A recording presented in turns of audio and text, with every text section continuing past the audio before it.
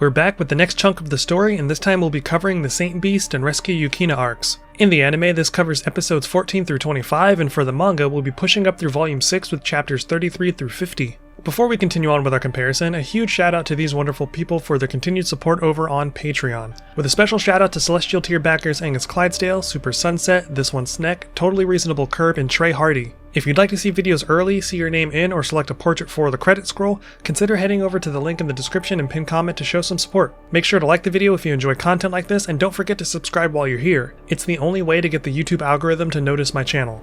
Alright, there's no reason to delay, so let's go ahead and dive back into volume 4 of the manga. When we pick up in the time since the conclusion of Genkai's tournament, in the manga, Atsuko states that Yusuke has been away for 2 weeks, while the anime states he's been away for 6 months. In the anime, when Yusuke catches up with Kuwabara, he's enjoying a day out with Keiko. In the manga, the two are just casually walking around town together.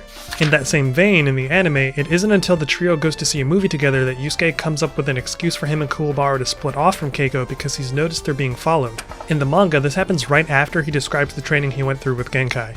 The anime has a bit of a scuffle with the Makai-possessed guys before Yusuke whips out the shotgun, but the manga has him go for it almost immediately once the threat comes into focus. When Botan shows up, she's in a different outfit from her anime counterpart. The anime has a scene where Koenma receives a letter from the Saint Beast demanding access to the human world, but the manga leaves all of the exposition and building of stakes to Botan. The anime also has a scene where Botan leads the pair into a basement to find a portal into Spirit World where she gives Kuwabara the option to walk away from the situation. In the manga, 2 hours pass before Yusuke and Kuwabara are attacked by gutter imps. In the anime, they're attacked almost immediately after showing up for the mission. When Hiei and Kurama show up in the anime, it's in the form of a weird light show that drives off the imps. In the manga, the two of them are disguised among the imps and attack a few before revealing themselves, which is way cooler. Tying back to the point I made in the last video about Kurama's legal troubles with the spirit world, in the manga, when asked why he's there, he mentions that he was given community service in lieu of jail time. The manga version of Hiei announces that he's here to snatch the treasures and weapons the Saint Beast beat him to. In the anime, Hiei simply says that as far as he's concerned, he and Kurama are essentially babysitting the two. In the manga, when the group sets off for Mei's castle, the gutter imps chatter amongst themselves in confusion about Hiei and Kurama helping humans. Once the crew makes it to the Gate of Betrayal, when the switch is flipped, it's Kurama that notices the ceiling is coming down in the anime, and in the manga, it's Yusuke that notices. The anime has a bit of back and forth between the characters about the situation, but in the manga, Yusuke realizes right away that Hiei is the only one that can get them out of the situation they're in. In the anime, Hiei takes his time deactivating the trap until the sentry clues him into a trap he'd have set off. Only then does he rescue the others. In the manga, this trap doesn't exist and he deactivates the gate without too much waiting. The anime also has a segment where Koenma is in the records department looking for information on the Saint Beasts. The manga just has Yusuke asking Kurama for additional information. The fight with Genbu is pretty much the exact same as its manga counterpart, except in the manga, when Kurama takes Genbu's control core, he realizes that it's missing almost immediately. In the anime, he doesn't seem to have any idea what it is Kurama has taken or the purpose it serves. In this same moment, Kurama gives a brief mention to his history as a thief. In the anime, Byaku's initial arena is more expansive before his roar causes it to crumble into the shape seen in the manga. Before the battle, Byaku more explicitly calls out Hiei and Kurama for being traitors in the manga. Hiei volunteers to battle Byaku in the anime before being shut down by Kuwabara. In the manga, Kuwabara steps up to fight and Hiei pokes fun at him. The encounter with the doppelganger beast proceeds the same across both versions, except in the anime, Yusuke tells Kuwabara that swinging his sword won't work, which leads to the idea to skewer the beasts on the bridge. In the manga, Kuwabara sees the bridge and comes up with the idea without being prompted.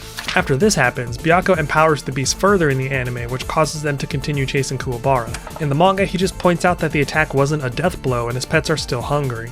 In the anime, Kurama is the one that points out Byaku's sudden physical growth, but Kuwabara realizes this on his own in the manga.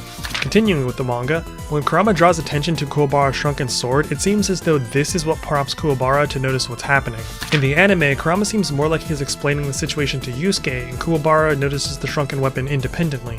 In the manga, Kuwabara notices that after Byaku consumed that last bit of spirit energy, he didn't grow, he bloated, which leads him to the idea to overfeed the beast. In the anime, Kuwabara doesn't notice this detail, but instead senses that Byaku's energy is behaving strangely, as if there's not enough room to contain it. Right before Byaku can kill Kuwabara in the anime, Yusuke is prepared to queue up a spirit gun but is stopped by Kurama.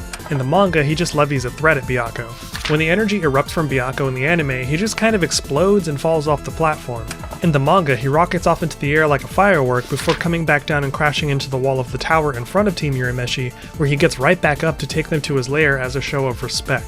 The anime has another conversation between Yusuke and Botan about things getting worse in the city that doesn't exist in the manga. Following this scene in the anime is when Byaku's voice rings out, revealing that he's still alive as he invites them into his lair.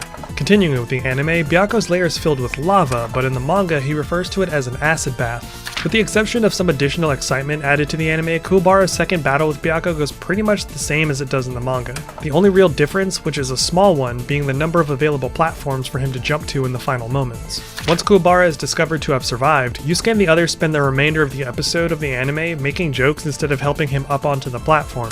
In the manga, they help him up right away without much in the way of jokes. The Byaku section also contains a fair number of brief scenes with Koenma and George, which naturally aren't in the manga. Though, to be fair, most of this arc and the Rescue Yukina arc have scenes between Koenma and George, so if I don't mention each and every one of them, just know that they are there. In the anime, Kurama gives a brief history lesson about the titular maze of Maze Castle before asking Kuwabara to point out the correct door.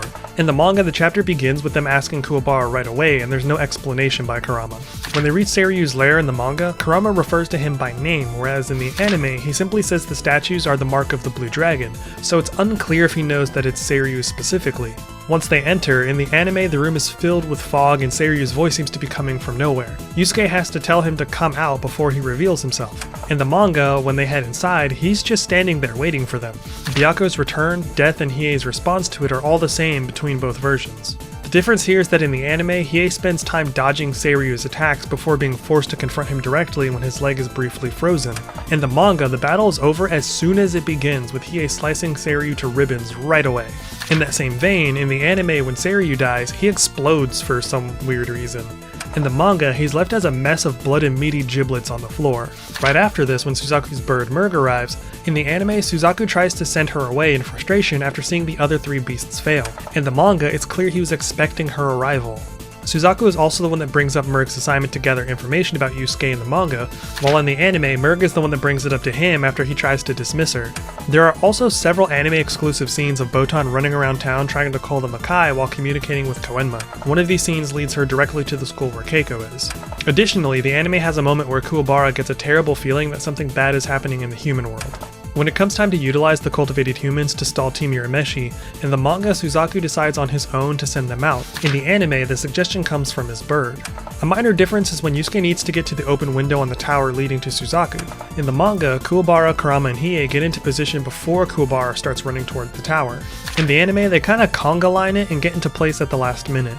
Continuing with the anime, when Keiko questions Botan about Yusuke's whereabouts, they're taking a breather from being chased. This conversation happens while they're still on the run in the manga.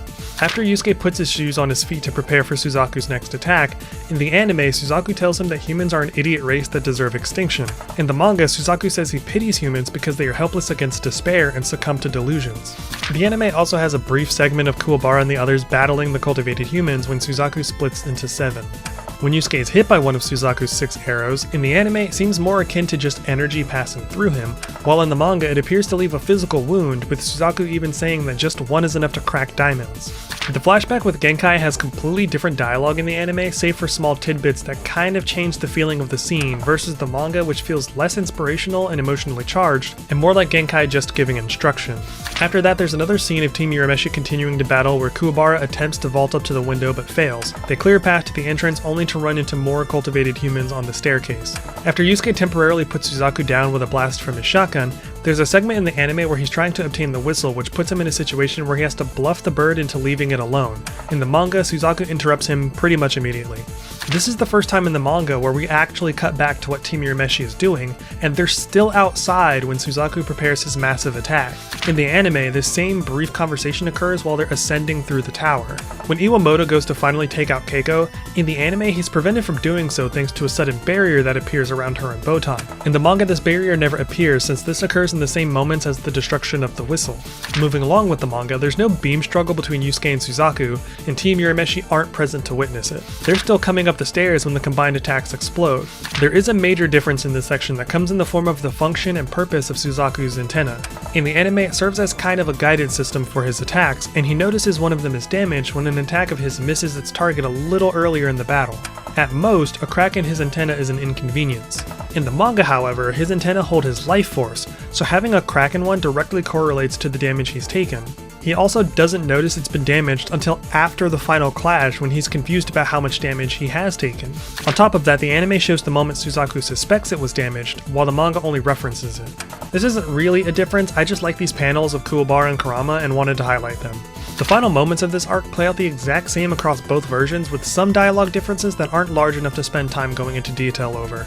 The next chapter is manga exclusive. After beating both Rando and Suzaku, word of Yusuke began to spread from the residents of Demon City to the demons hiding in the human world. Since Yusuke overthrew Suzaku by the way of the law of the jungle, he himself became the next man to be feared, but also the next man to beat. Yusuke and Kuwabara are informed by Kuwabara's crew that while they were away, imposters of them have popped up.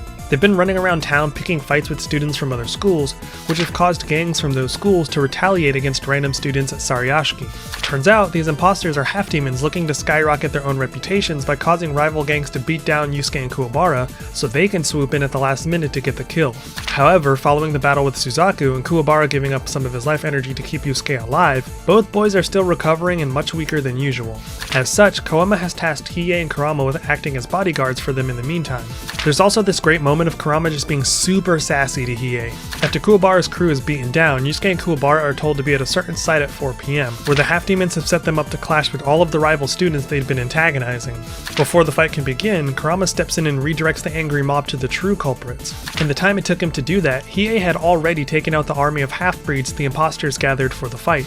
Once that concludes and the imposters get their just desserts, we get an instance of Hiei using the word weenies, which for some reason just made me laugh really hard. It's tough to picture Hiei unironically calling someone a weenie. The end of this chapter actually serves as a deviation from the anime, since this is the moment where Hiei hands Yusuke the VHS tape with his next mission, whereas in the anime he catches Yusuke on his way to school. The manga skips over the entire opening of the corresponding episode of the anime and just gets right to the moment when Yusuke asks Kuwabara to watch the tape at his house.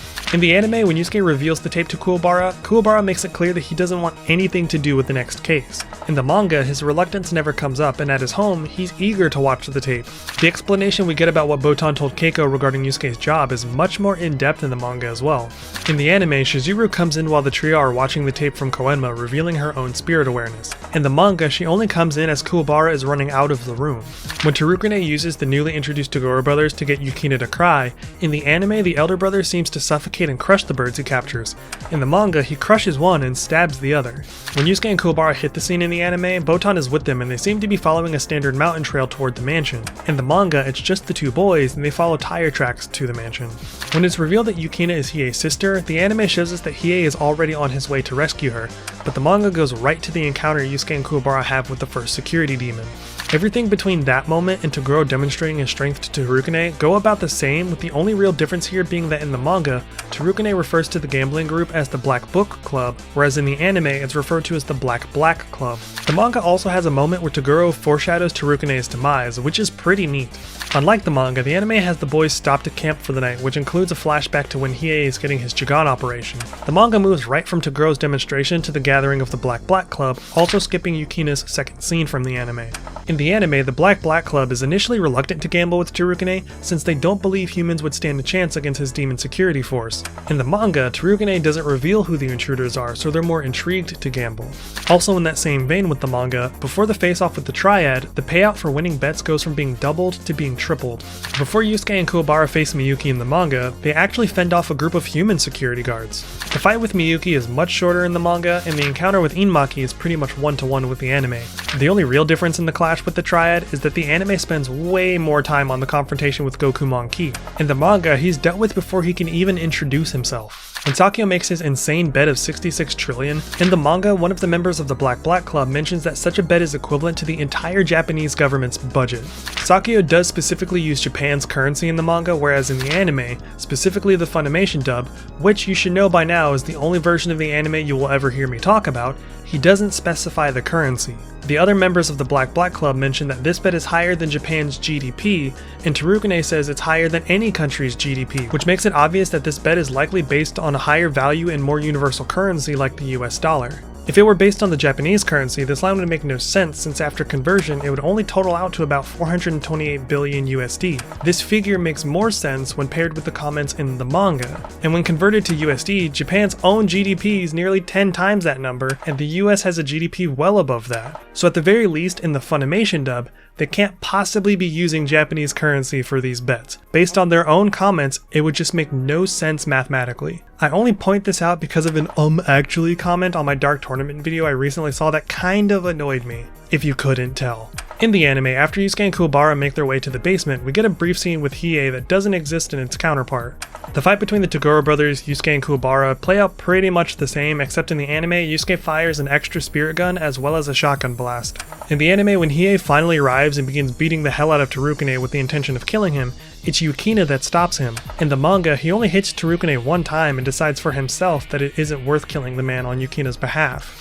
The anime counterpart to this segment also includes Kurama, who shows up at the compound once everything is over. He's completely absent from this stretch of the manga though.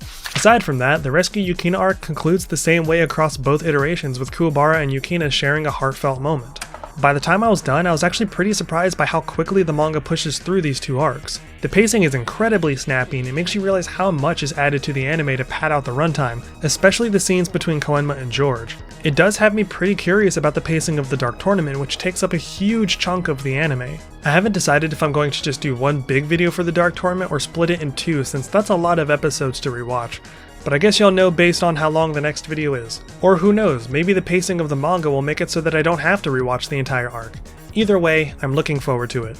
What have been some of your favorite deviations between versions thus far? And what anime manga pair would you like to see me cover next? Let me know in the comments below, and don't forget to subscribe while you're here. Another huge shout out to these wonderful people for their continued support over on Patreon, with another special shout out to our Celestial tier backers Angus Clydesdale, Super Sunset, This One Snake, Totally Reasonable Curb, and Trey Hardy.